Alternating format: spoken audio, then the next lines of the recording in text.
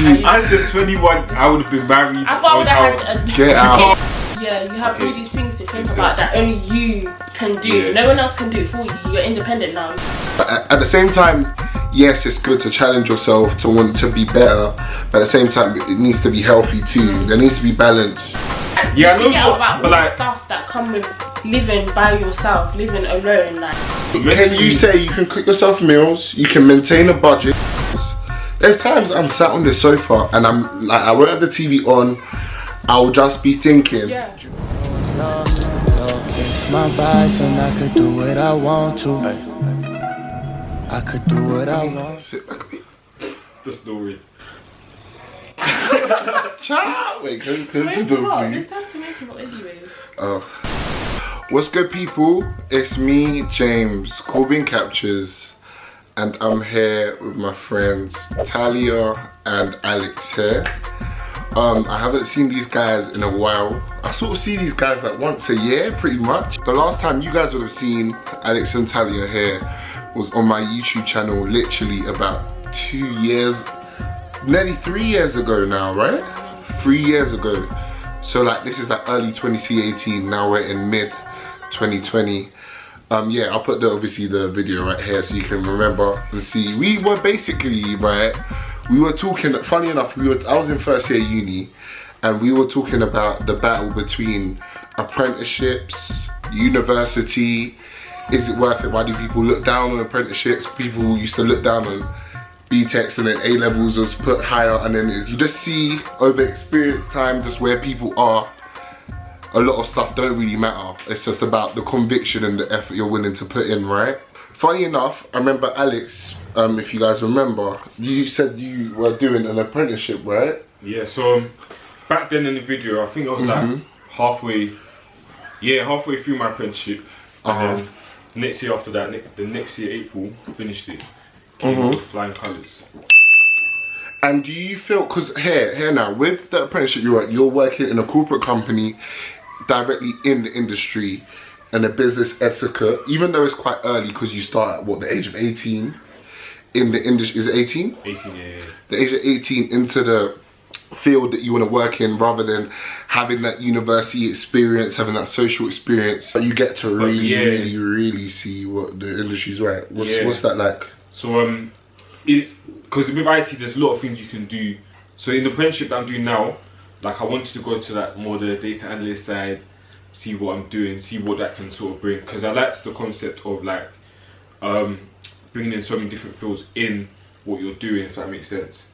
I feel personally, for someone like me, even though I loved my 3 years of uni, I wouldn't take it back, but if I was given a chance to do it again, I 100% would have picked to jump in my industry, especially because I work in a media-based industry where pretty much everything I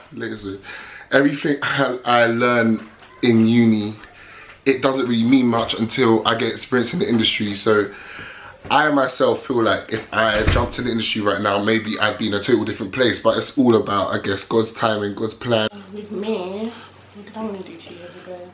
I want to go into law. That's what I was thinking about, going into law. What do you think about the whole law thing right now? It's overrated. Everyone wants to do law. It's like everyone does it. Everyone watches one episode of How to Get Away with Murder and want to be a lawyer. Want to be AK. Yeah, I can do that. It's too much. Like, it just wasn't for me. I was doing the A-levels for it. Just weren't for me. Like now, I definitely want to go into the health field. Like, that's what I want to do. Yeah. Uni, study that. I'm not gonna say what I want to do. Yeah. But definitely in the health field. That's what I want to do. Like, that's what I'm focused on now. That's what I'm working towards. And we were also discussing earlier before we started filming this video, as the older we get, the more pressures we put on ourselves, and we're in a good way and a bad way as well, to have certain things in place. Like, all of us, we're trying to be on the roads very soon, and like it's more than overdue, right? I should have been driving from like 18 if I be honest. Pretty much, but like stuff come, you know what it is, for me personally, I can say stuff came and I had to prioritize, and like life hits you in different ways where you don't know exactly what's gonna happen, and then you sort of have to prioritize what's best for you. Just the pressures right now of being older, and I guess, you know, like when you grow older and like, when I was 16, I was like, when I'm 21, I'm gonna be doing this. I'm gonna be doing this. I said 21, I'm gonna move out, have my own flat, anything, studio, everything. Do you feel like there's a lot of pressure right now? Yeah. There is, of course. Social media doesn't help. Every other day, you see someone putting up their certificate. Yeah, I just passed my test. And you're thinking, oh, like. Or the keys. Yeah, just got my car. You're thinking. Yeah. But then at the same time, I've learned how healthy it is to acknowledge what we have done right now for ourselves, the stuff that we have done, the fact that we are able, we're alive, like we have a roof over our head and stuff like that. And it's like, at the same time, yes, it's good to challenge yourself, to want to be better, but at the same time, it needs to be healthy too. There needs to be balance. Do you feel like it's smart? Let's say you live with your parents or one of your parents and everything's fine, but you want to move out, let's say at 21, where... Wait, do you guys both want to move out your house? I've had the thought coming to my head. Do you guys want to live? You guys want to live alone? Yeah. I was even thinking about. What's your opinions of living alone? It's a lot harder than people think it is. Like, trust me. Wait. So? Yeah. It is. It's not as easy. Like, Alex, you think, we just move out. That's it. Like, you forget about all the stuff that come with living by yourself, living alone. Like, mentally, Alex, can you say you can cook yourself meals, you can maintain a budget, because remember, these are all the things that you'll have to do by yourself. Why are you upset now? Sad. To cook food when you're tired. Okay, true. Like, no, I'm asking you, do you feel you can maintain all those things as well? And mental health as well is a solid thing as well. Okay. That's something. Spending a lot of silent times. There's times I'm sat on the sofa and I'm like, I won't have the TV on, I'll just be thinking, do you know what I mean? And it's like, are you able to handle that? Are you able to deal with that as well? I think another thing that young people need to get into is depression, because it doesn't get spoken about enough at all. I've had my fair few moments of when I've been really, really low. So imagine living by yourself and having them moments. If you're in a house full of people and you can there's stuff to distract you, there's stuff to like, you have to be. Can you imagine living by yourself and feeling low? No, so already feeling low, but then in addition to being by yourself. Yeah, you have all these things to think about that only you can do. Yeah. No one else can do it for you. You're independent now. You can't go to mum and be like, you have to do it yourself now. Very right. Even though I tend to be so busy, so on the ball, like doing different things and traveling here, this over here, it's like, it is very much like with reduction of friends as well, reduction of people I speak to as well, it does leave me with a lot of time where I'm just solidly alone. And it's like, yeah, I would prefer company. Being so young and like when I'm still in my years of like needing to be around, because it's healthy to be around people, it's healthy to have a good balance between being by yourself and around people and having a good time with your friends, like in terms of like just going out just to converse. It's healthy, innit? Even being lonely can bring you back to like those toxic friends that you've done cut off, you know.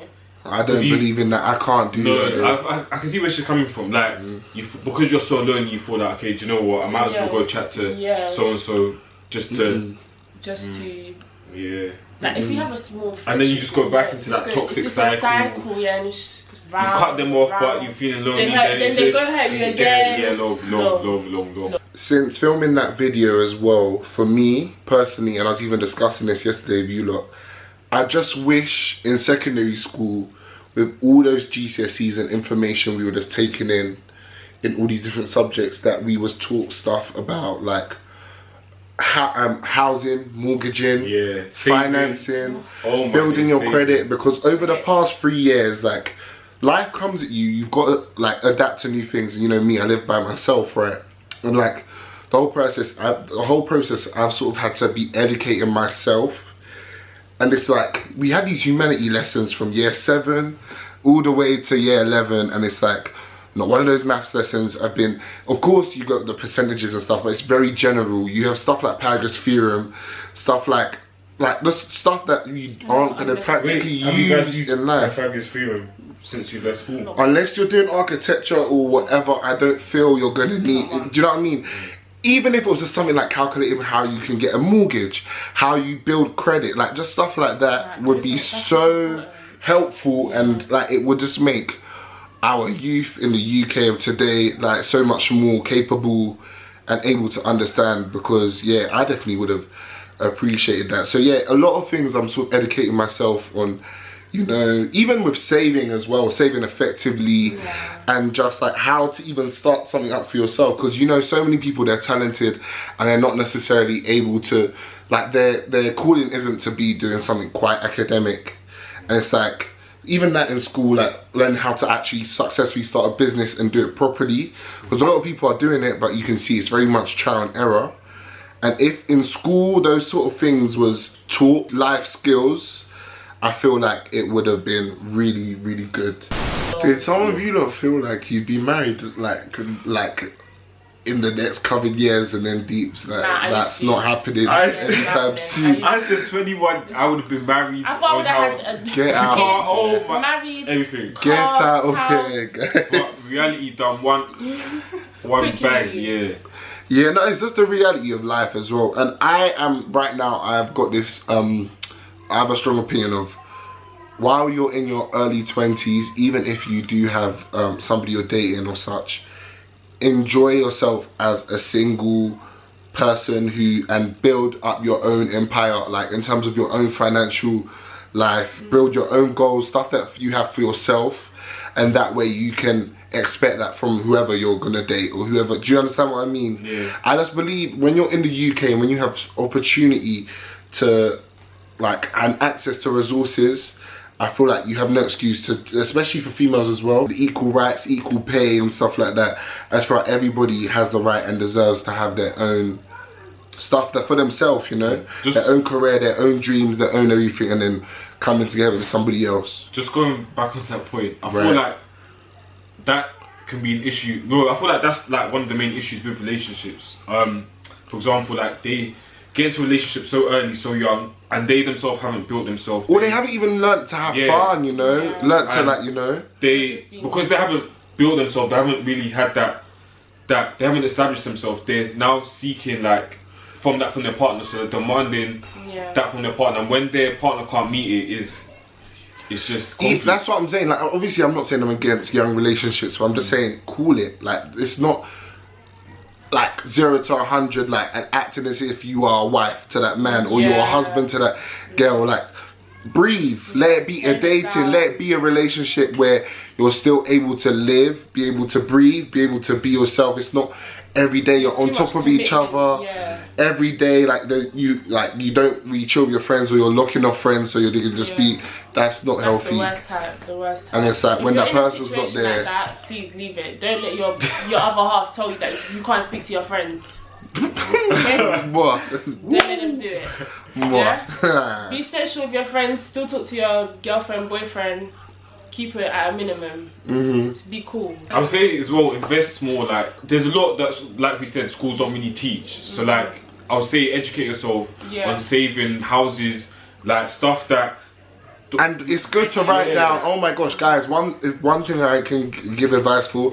One thing I'll say is write down in your notes like plans, and let it be something where you can look back at the date you wrote this and that you made it happen. Realistic goals. It's really good to write things down, and like, because you have thoughts in your mind but you don't follow it up. If you write things down and you constantly look at things you write down, it's like, I prophesied this. And speak life, guys. Don't speak negativity. Don't forget to talk to the Lord above.